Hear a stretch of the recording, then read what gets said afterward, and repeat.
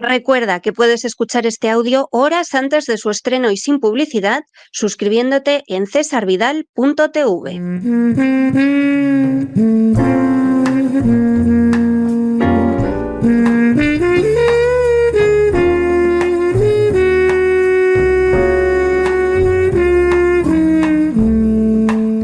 La biblioteca con Sagrario Fernández Prieto.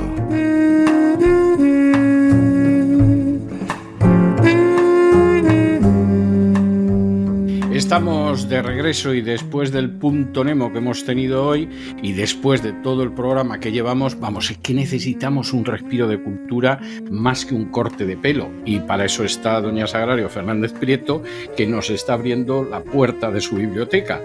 Muy buenas noches, doña Sagrario. ¿Qué nos tiene preparado usted hoy? Muy buenas noches, don César. Pues vamos a seguir nuestro recorrido con los clásicos. Estamos en la escuela de Lope con sus seguidores, así que vamos a estar con gente muy divertida. Ellos por lo menos se lo pasaban muy bien. Así que vamos a recordarles, hoy vamos a hablar de Luis Vélez de Guevara, que fue uno de los principales seguidores de Lope, quizá después de Tirso el más importante de todos.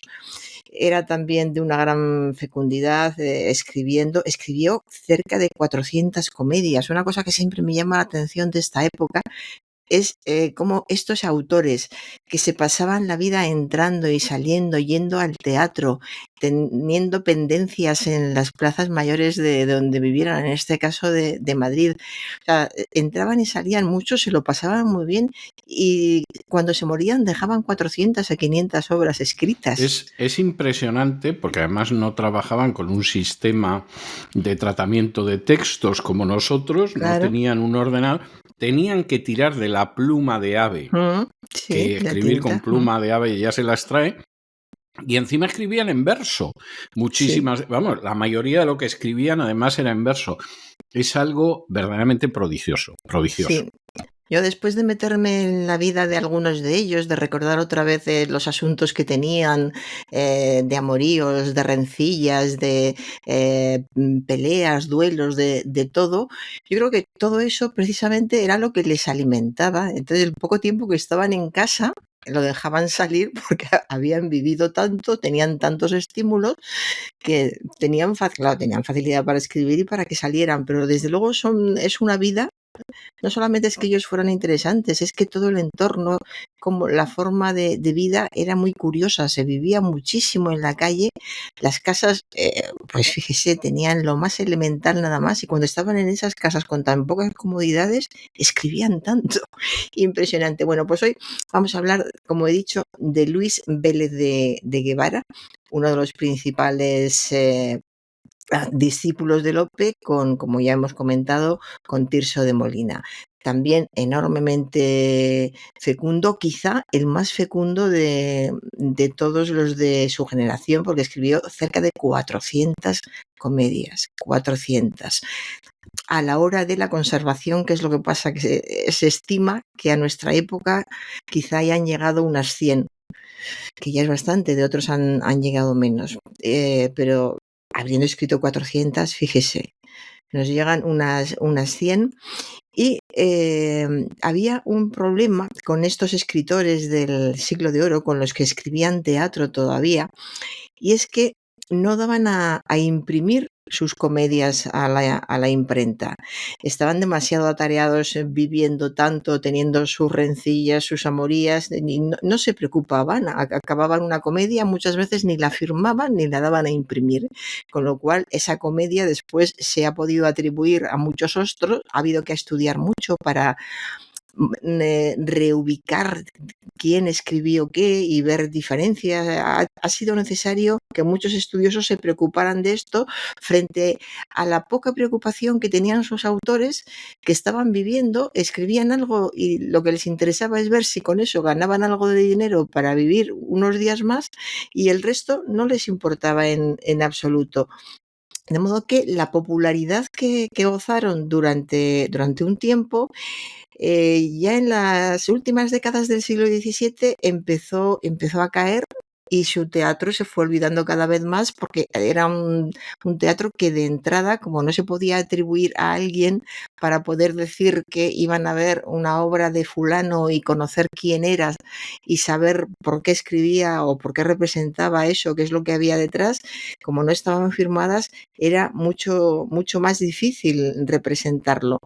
Y el teatro, por ejemplo, en el caso de Vélez de Guevara, llegó a ser un teatro casi desconocido. Y ya con el tiempo, como a los editores siempre les interesaba tener más material, fueron surgiendo colecciones. Hubo una colección muy interesante de comedias escogidas, otra de varios, otra se llamaba Las mejores comedias, y iban saliendo a la luz en la segunda mitad del siglo, y a veces salían con títulos que no les correspondían entre las comedias de Lope, que eso también es interesante. Lope sabemos que fue un escritor muy prolífico, escribió muchísimo, pero con el tiempo nos hemos dado cuenta, se han dado cuenta los estudiosos de que muchas comedias que se le atribuyen a Lope, o se le atribuían, ahora ya se va quedando todo en su sitio, o se ha quedado ya, muchas comedias que se le atribuían y se han atribuido durante siglos no eran suyas en realidad. Es que había este desorden general de gente que escribía y no dejaba de escribir, y personas interesadas sobre todo en representar, que es lo que daba algo de dinero, y lo demás era secundario.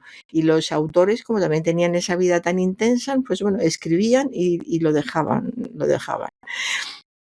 En fin, el caso es que muchas aparecieron, es lo que se llamaban obras sueltas, que hoy son muy raras, todavía se pueden encontrar estudiando en bibliotecas. En la Biblioteca Nacional hay impresionantes obras, una cantidad impresionante sobre el Siglo de Oro, algunas firmadas y otras sin firmar, y con anotaciones de estudiosos. Lo digo porque yo esto lo hacía, íbamos cuando yo estaba estudiando la carrera, y con posibilidades de, siempre con interrogaciones de Lope, de tal, de cual, pero siempre aparece Lope. Siempre la primera impresión que tuvo el estudioso es que aquello podía ser de Lope.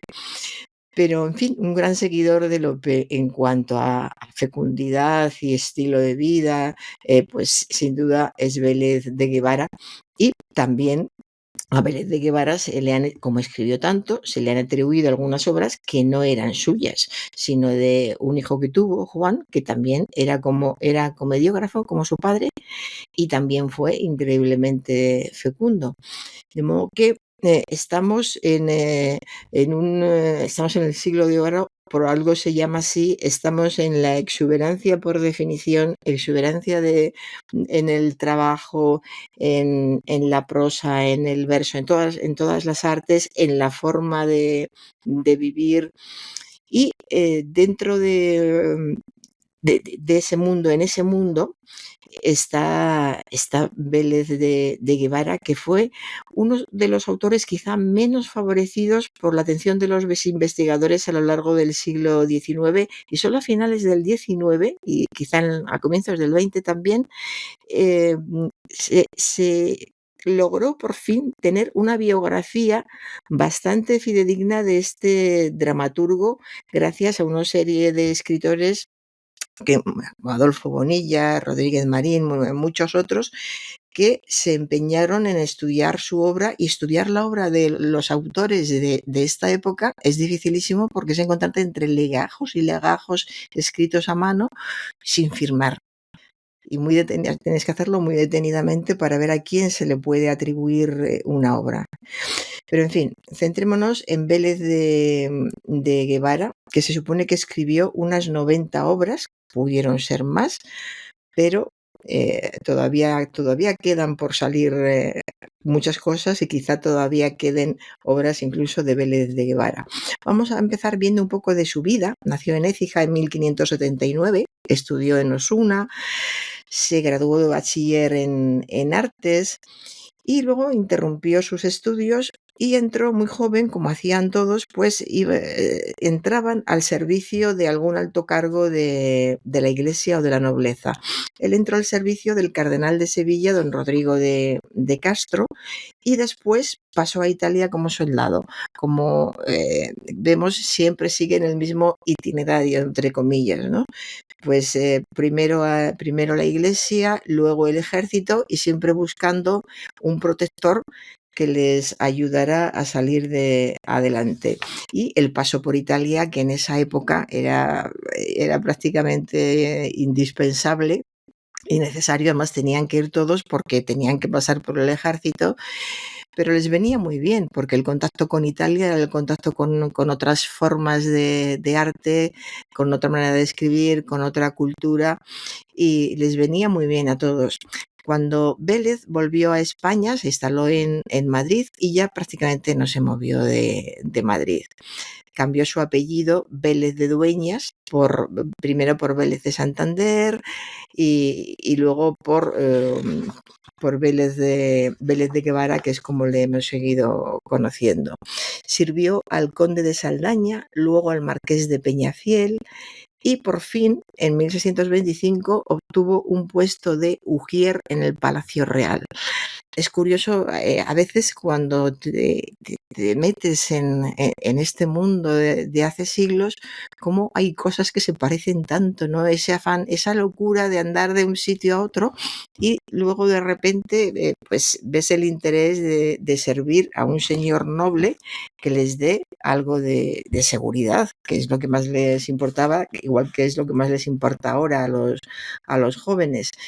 Y en el Palacio Real fue ujier, que en realidad era un cargo más honorífico que remunerativo, porque ganaban poquísimo dinero. Pero así fue su forma de hacerse famoso en la corte. Sus ingresos eran muy pequeños, muy menguados, pero él encontró allí el ámbito desde el que dar el salto para poder escribir, para poder vivir, para que se le conociera, en definitiva. Se dice que el gran drama de su vida surgió precisamente a partir de esta época. Para sustentarse a sí mismo y a su numerosa familia, porque Vélez de Guevara se casó 4 veces, tuvo que andar muy a menudo mendigando socorros de todos los nobles que conocía. ¿Y cómo se hacía eso? Pues como hacían todos los de la época, lo hicieron todos, pues escribiendo memoriales poéticos donde ensalzaban a un conde, a un marqués, a un gran señor, y de esa manera pues el conde o el marqués les acogía cerca de él, les daba sustento, les daba dinero, pues giraban ya en la órbita de ese noble. Y era como encontrar un trabajo, el equivalente a encontrar un trabajo en la actualidad. Era un hombre, Vélez de Guevara tuvo suerte gracias en gran medida a su carácter. Era el típico andaluz, digamos, un andaluz muy simpático, que además estaba encantado de ser andaluz, de su forma de ser andaluz, y le gustaba exhibirlo por todas partes. Y eso es lo que hacía, y viniendo, claro, en su tierra no llamaba la atención, pero en Madrid sí. En Madrid era un simpático andaluz que se pasaba la vida en la calle con unos y con otros, y con el que todo el mundo quería estar, porque era simpático, abierto, muy comunicativo, era muy enamorador, muy de ir detrás de muchas señoras, muy de escribirles versos a dichas señoras. Y al mismo tiempo tenemos testimonios de algunos otros escritores de su época que hablan de su chulería. O sea, que era un personaje realmente peculiar. Seguramente, como dicen ahora, intenso para estar con él demasiado tiempo. Pero muy español, ¿no? Muy español, sí. O sea, la descripción que está haciendo usted... Sí. Vamos a ver, yo no creo que haya un retrato robot del español, y además hay españoles que son como el día y la noche, totalmente opuestos, pero el relato que usted está haciendo es muy español. O sea, uno se lo está imaginando y dice, bueno, esto es el español eterno. Existía en esa época y existe en el siglo XXI. Sí, sí, incluso hay algunos escritores que no me vienen a la cabeza, pero vamos a dejarlo para no confundir nombres, pero muchos escritores de principios del siglo XX que salieron adelante porque eran muy simpáticos, porque se encontraban en determinados cafés, se invitaban a cafés, estaban con señoras o señoritas y pasaban la noche por Madrid, en fin, un tipo de vida muy bohemia que no impedía que luego al día siguiente pasaran el día escribiendo, pero por la noche tenían muchos contactos y los más simpáticos eran indudablemente los que más publicaban, los que podían tener un periódico donde escribir artículos, en fin, que sí, se repite todo. Siempre, siempre estamos repitiendo lo mismo, aunque cambien mucho otras situaciones y cambien mucho el entorno. En el caso de los escritores, lo curioso es ver cómo se puede reflejar todo eso en una obra. Hay obras, hay autores en los que es difícil, si conoces una vida y es una vida muy ajetreada, te puede llamar la atención cómo es posible que escribiera esto. En otros casos sí se notan desigualdades. Por ejemplo, en el caso de Vélez de Guevara, sí los estudiosos han notado desigualdades porque tenía que escribir muy deprisa. O sea, las desigualdades venían de la carencia de dinero, porque tenían familia, además, y muchos hijos, reconocidos y no reconocidos. Tenían que repartir. Eso se nota también en Dostoyevsky, no, sí. y no quita que la media sea muy digna y que luego en algunas ocasiones sea sobresaliente. Es más, yo diría que en todos los autores que han escrito mucho notas desigualdades. Lógico, sí, claro, lógico. O sea, lógico. Quizá en el teatro se nota más porque está el apremio de alguien que te está diciendo, si me entregas esto lo podemos representar, porque para representar una obra de teatro hay que hacer muchos preparativos, hay que buscar vestidos, se lo tienen que aprender de memoria el texto. Entonces, ese apremio del director del teatro, digamos, o de los encargados del teatro que les decían esto me lo tienes que entregar ya, incluso iban sobre la marcha, iban entregando lo que escribían para que se lo fueran aprendiendo y fueran buscando vestuarios. Eso quiere decir que en ningún momento podían volver atrás y corregir, que es tan habitual. Pues mira, este personaje que al principio parecía que iba a ser esto, le voy a cambiar tal característica para poder llevarlo por otro derrotero.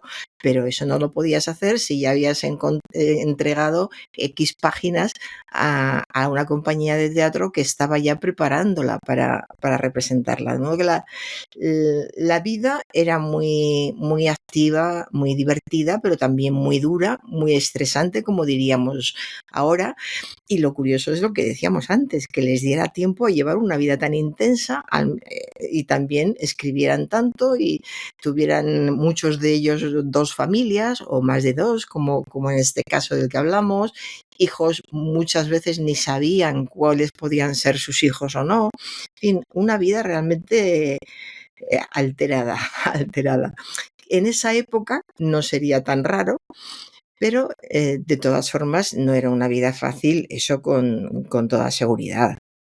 El caso es que Vélez fue uno de los escritores más famosos en su época, era de esos escritores junto con Lope, que a Lope le conocía a todo el mundo, pero era de esos escritores que salía y paseaba por Madrid y le conocía a todo el mundo y todo el mundo contaba anécdotas, maledicencias, donaires, como se llamaba entonces, que podían ser ciertos o no, pero se lo atribuían a Vélez de Guevara porque era un personaje al que se le podían encajar muchas cosas. Que ha habido una pendencia en tal calle por una señora y han sacado las espadas. Ahí estaba Vélez de Guevara, decían. A veces estaba y a veces no. Que una señora ha ido a reclamar que el hijo que ha tenido es de tal, ahí estaba Vélez de Guevara, en fin, que era famoso por muchas cosas.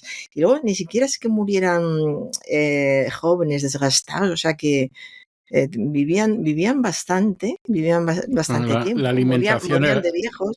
Sí, la alimentación era más sana. el aire era más limpio, o sea, todo eso es El aire es cierto. más limpio, sí, pero la alimentación, además de comer pan y sopa, no sé yo. Ya, pero no, vamos a ver, está bien que me haya dicho lo del pan y la sopa. Bueno, vamos a ver, de sobrepeso es difícil que enfermara ninguno de ellos.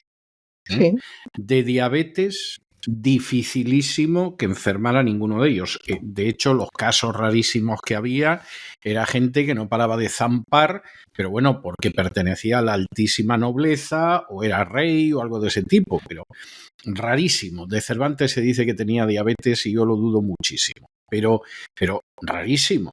Entonces no había diabetes, no había sobrepeso y las enfermedades derivadas del sobrepeso. Y lo que comían, por regla general, era sano. Es decir, si comían carne, era carne en condiciones, si comían pescado, que en Madrid ya entonces el pescado llegaba fresco, era un pescado muy digno, o sea y la leche era leche, no esa cosa blanca que consumimos, entonces, y el pan era pan.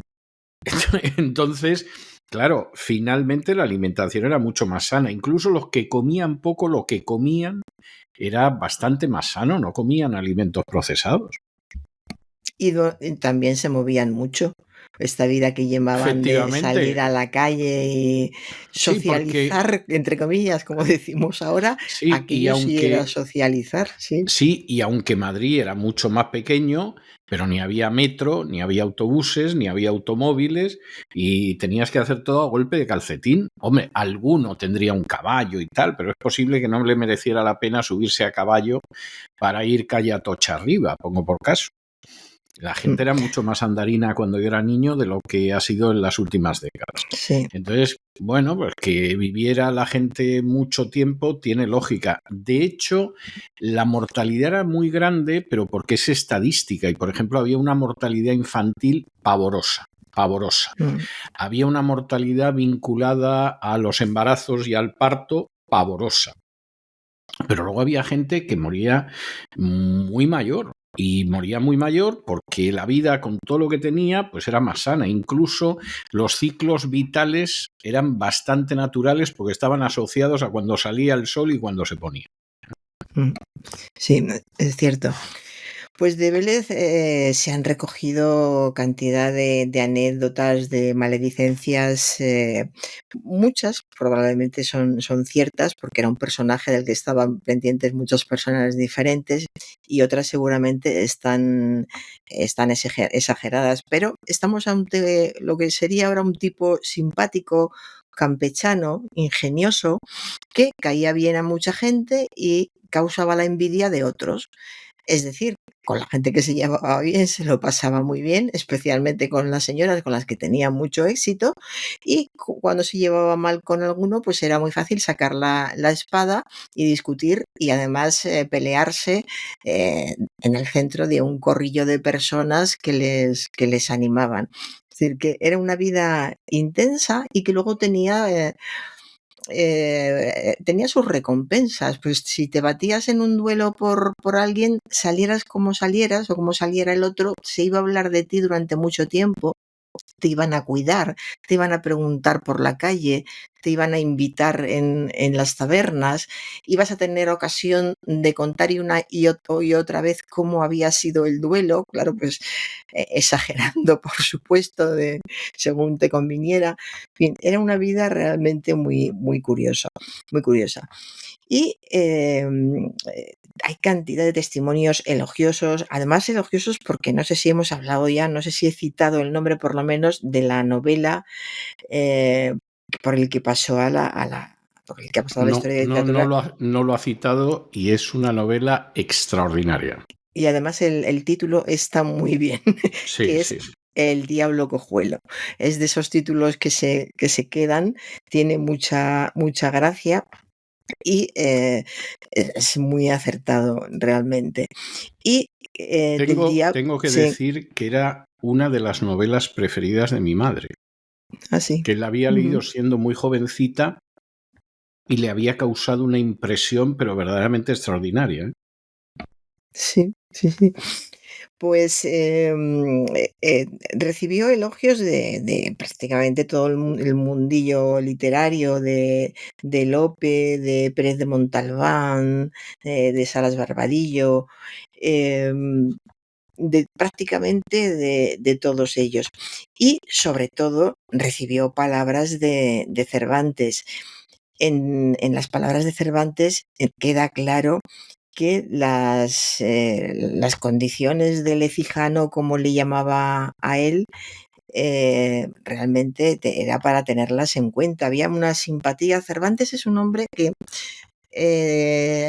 cuando lees su obra, y no vamos a hablar de lo que se siente, de lo que supone su obra, pero cuando te acercas a él como persona, siempre te deja la sensación de ser una buena persona. Nunca hay que se sepa que hayan trascendido episodios de envidias, de hacer cosas no demasiado honradas para conseguir algo. Cervantes siempre es una buena persona que no parece tener envidia de nadie y ayuda a todo el que puede. Y además una persona que fue yendo a mejor. Es decir, Sí. cuando tú vas leyendo las obras de Cervantes y viéndolas en paralelo a su vida, es una persona que fue a mejor, porque fue aprendiendo y porque en vez de cerrarse en posiciones que pudo tener en la juventud, sin embargo el paso del tiempo le fue enseñando y él asumió lo que le enseñaba la vida, ¿no? Y eso yo creo que se nota en toda su obra, pero se nota de manera muy especial en el Quijote. El Cervantes que escribe la segunda parte del Quijote es una persona muchísimo más madura, muchísimo más sabia y muchísimo más compasiva que el que escribe la primera parte.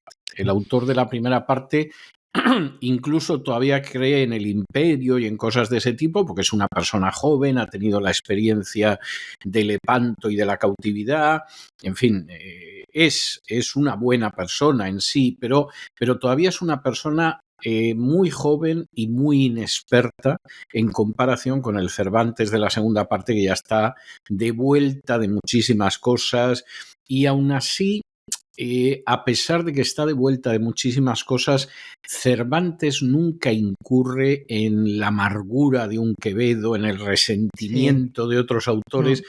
Es la persona que va viendo la vida y dice, bueno, total, esto se va a terminar acabando y hay que ver lo que hay preparado al otro lado. En ese sentido es un personaje muy, muy, muy notable. Muy notable. Mucho. Un hombre que vivió mucho y aprendió mucho al mismo tiempo, que es de lo que se trata, de aprender de lo que se vive. Y hay unos versos que dedica Cervantes a Luis Vélez de Guevara, con el que se llevaba muy bien, eran amigos, y dice: este que es escogido entre millares de Guevara, Luis Vélez, es el bravo que se puede llamar quitapesares. Me ha gustado mucho lo de quitapesares. Topé a Luis Vélez, lustre y alegría y discreción del trato cortesano, y abracéle en la calle a mediodía.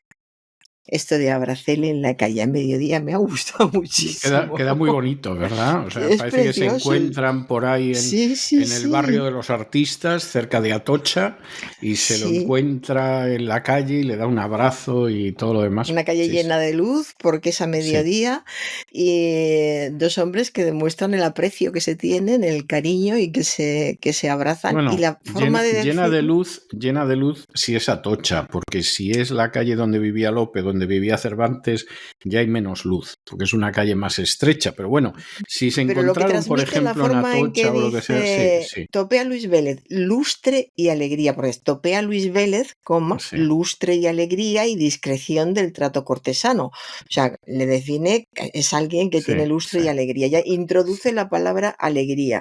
Introduce la palabra abrazo y abracele en la calle a mediodía. Es una escena que es luminosa, a lo mejor estaba lloviendo, pero lo que nos transmite estos tres versos, los segundos tres versos antes le ha llamado quitapesares, que eso ya era una manera de ir introduciendo. Sí. O sea, que era un personaje el que daba gusto ver, que es verdad que ahora, por ejemplo, dices, es que hay personas a las que te encuentras, te alegran el día. Ahora decimos, me encontré a fulanita o fulanito, me alegró el día y me alegró el día verle y le di un abrazo que no le soltaba.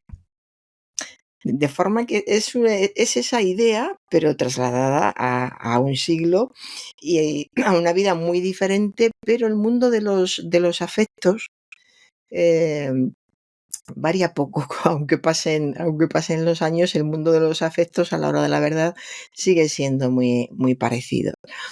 Pues en fin, esto decía Cervantes de su amigo Luis Vélez, y luego en un prólogo que le hizo a una de sus obras hablaba del rumbo, el tropel, el boato, la grandeza de las comedias de Luis Vélez de Guevara. Es decir, eran amigos y le admiraba, porque de otro escritor podríamos pensar lo dice porque es su amigo, pero Cervantes con seguridad lo dice porque es su amigo y porque piensa que es así, porque Cervantes es bueno, es una buena persona.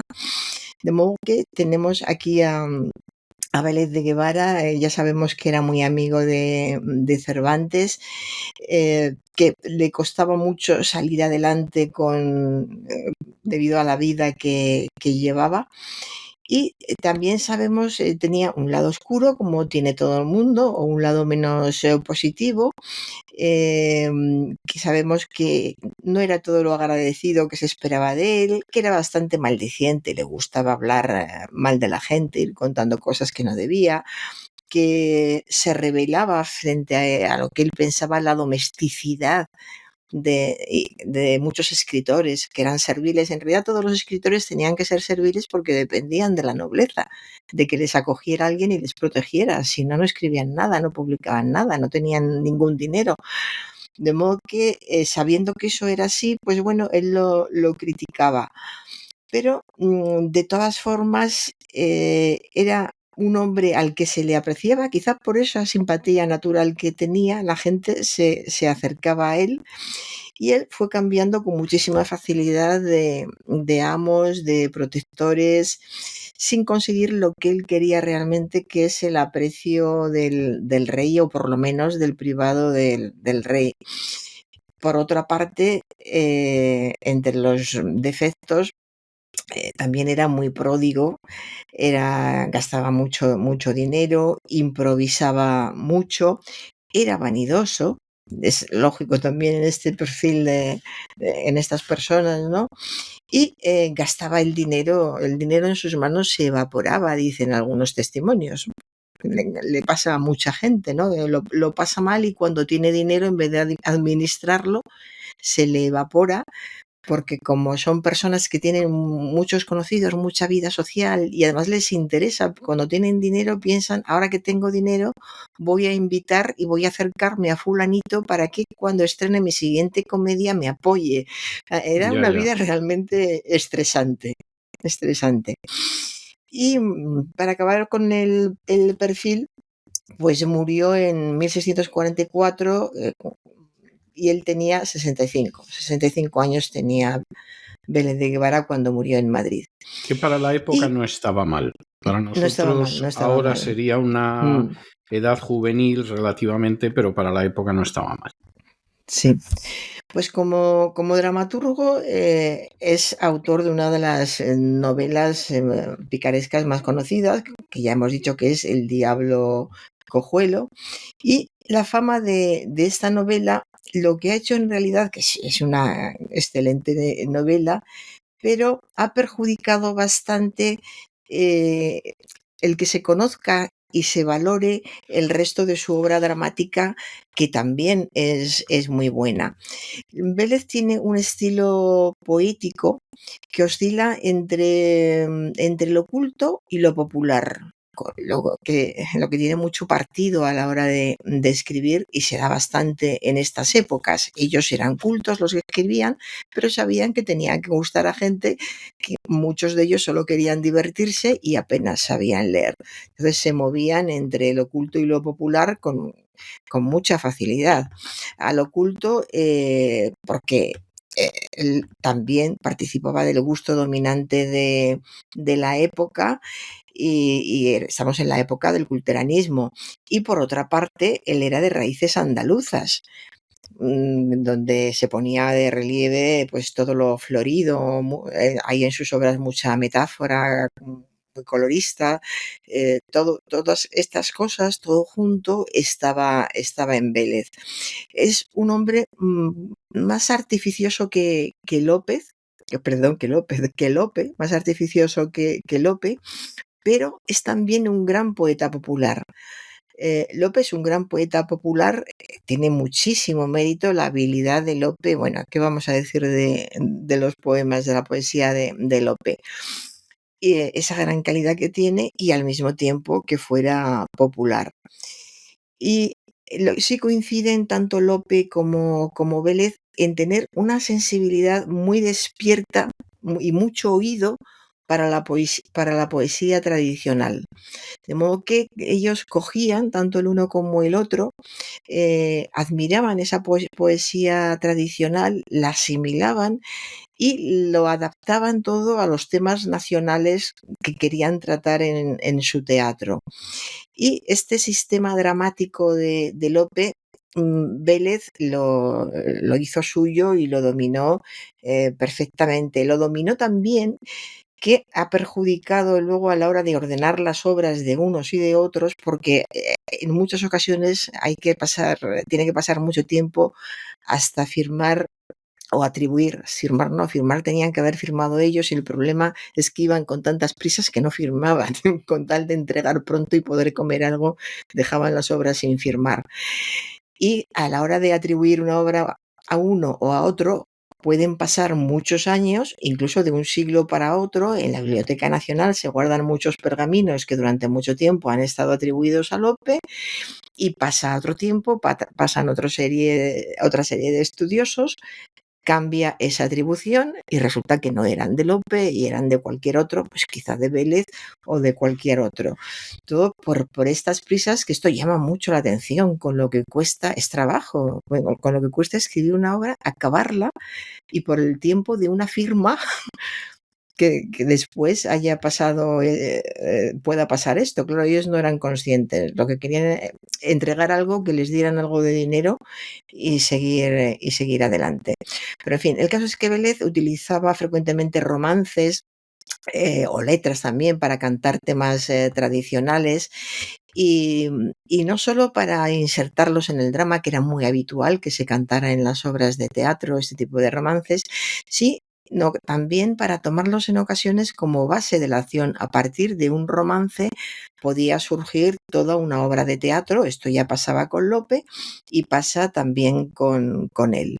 En las obras más acertadas de Vélez sucede esto, por ejemplo, en obras como La luna de la sierra, que utiliza varios cantares populares, en Los hijos de la barbuda, con variaciones del famoso romance de Fontefrida, en Reinar después de morir, quizá una de las obras clásicas más famosas que existen, Sí. en la línea La niña de Gómez Arias, que es otra, La serrana de la Vera. La serrana de la Vera fue muy famosa en su tiempo, y procede directamente de la unión de los romances populares relativos a la serrana como personaje típico y tópico, que también había utilizado Lope anteriormente en una comedia del mismo título. Encima ponían los mismos títulos, la serrana.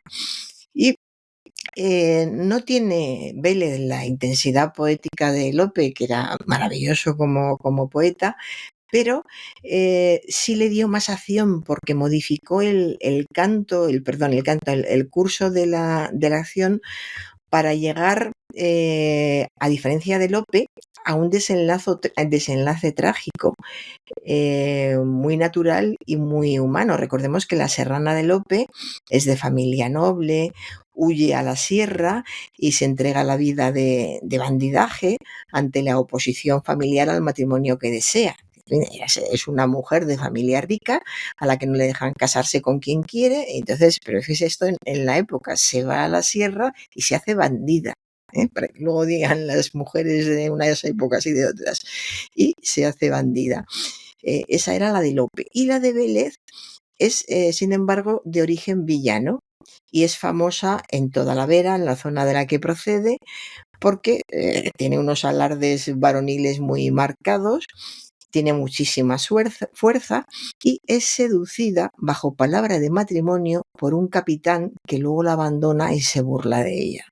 Y claro, una mujer que tiene mucha fuerza, que ha sido seducida sin querer, que la promete el matrimonio y luego le dicen que no, que de eso nada, ¿qué es lo que hace? Pues Gila, que así se llama la serrana, se va a la sierra y se hace bandolera. Y a partir de... Por Sí, cierto, tengo que decirle, porque es un aspecto curioso, que todos estos casos que aparecen en el Siglo de Oro, y no solo en el Siglo de Oro, porque por ejemplo Zorrilla lo recupera en la historia del Cristo de la Iglesia de Toledo y todo lo demás, todos estos casos en los que de pronto hay una promesa de matrimonio y entonces la señorita, cae con todo en el enredo del canalla, derivaba de una circunstancia muy interesante, que era que no había una fórmula canónica de matrimonio. Y entonces eso a partir de Trento, del Concilio de Trento, ya lo dejaron solucionado, había una fórmula y si no había esa fórmula no había matrimonio, etcétera, etcétera. Pero con anterioridad resulta que, por ejemplo, una de las fórmulas era que, bueno, nos damos por casados y cuando regrese de Flandes vamos a ver al cura. sí. Pero ya estamos casados.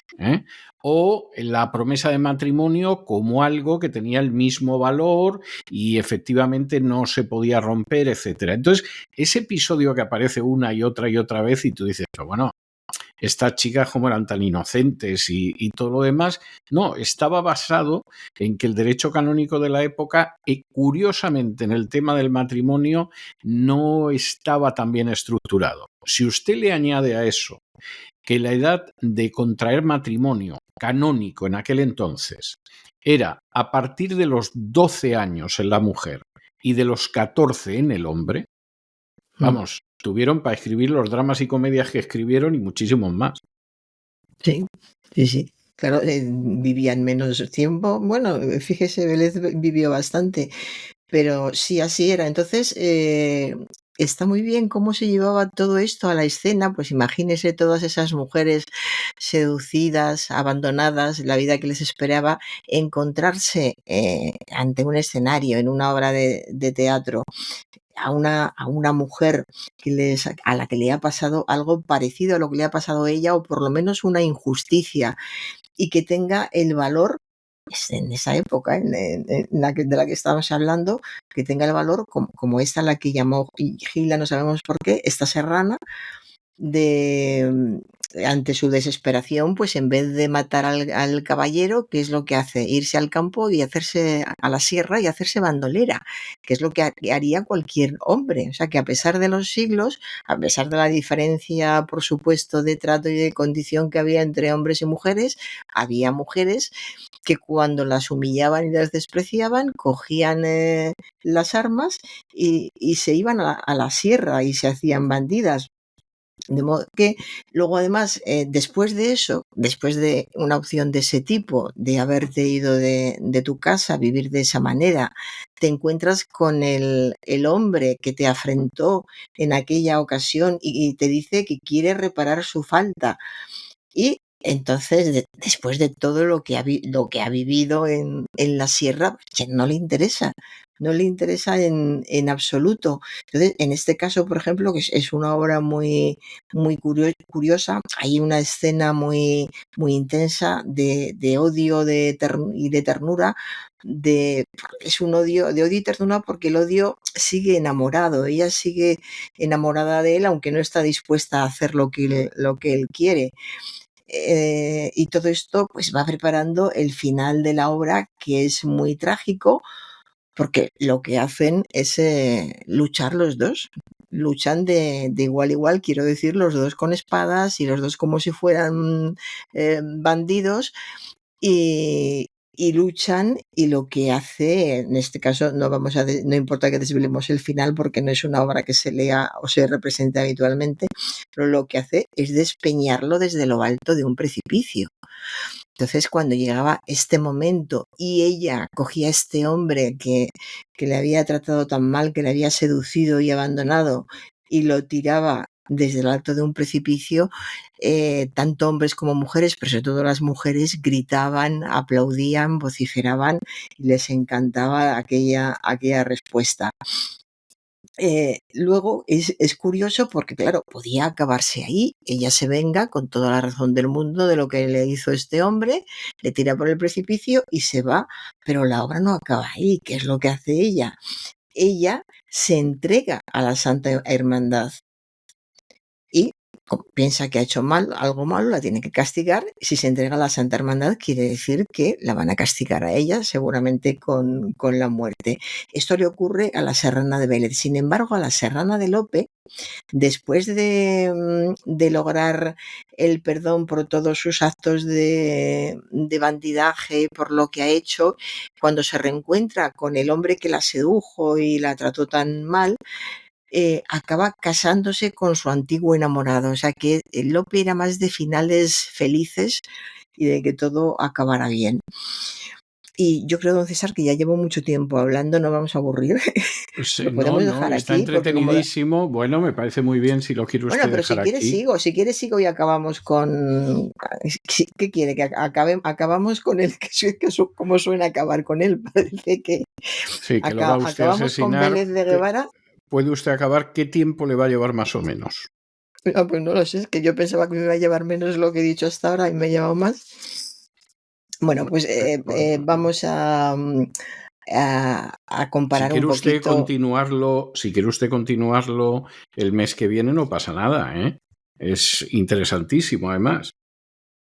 Venga, porque el mes que viene, porque hay una muy interesante de la que vamos a hablar especialmente, y ya lo anunciamos, que es Reinar después de morir, que ya el título es maravilloso. Pues venga, entonces lo dejamos para el mes que viene. Esto ha sido Vélez de Guevara 1 y el mes que viene será el 2 y con eso va a acabar usted los clásicos del año, además. Eso, que va a quedar muy bien. Va a quedar muy bien. Continuará. To be continued, como aparecía en los telefilms antiguamente. Bueno, yo le voy a dejar una pieza que es una pieza interesantísima que se llama El Diablo Cojuelo. Y la interpreta un grupo que se llama La Musgaña, que eso es un nombre y lo demás son tonterías. Y, en fin, ellos han escrito El Diablo Cojuelo y las seguidillas del Diablo Cojuelo. Yo le voy a dejar con El Diablo Cojuelo a secas, lo mismo el mes que viene le dejo con la seguidilla. Pero de momento, con ese Diablo Cojuelo de La Musgaña, y nos encontramos el lunes de la semana que viene, Dios mediante, doña Sagrario. Pues estupendo, muchas gracias, don César. A usted. Y con estos compases del Diablo Cojuelo, de La Musgaña, hemos llegado nosotros al final de nuestra singladura de hoy del programa La Voz. Esperamos que lo hayan pasado bien, que se hayan entretenido, que incluso hayan aprendido una o dos cosillas útiles. Y precisamente por ello los emplazamos para mañana, Dios mediante, en el mismo lugar y a la misma hora. Y como siempre, nos despedimos con una despedida sureña. God bless you. Que Dios los bendiga. El programa La Voz es una producción de Artorius Incorporated y al amparo del derecho a la libertad de expresión. No se hace responsable de las opiniones vertidas en el curso del mismo.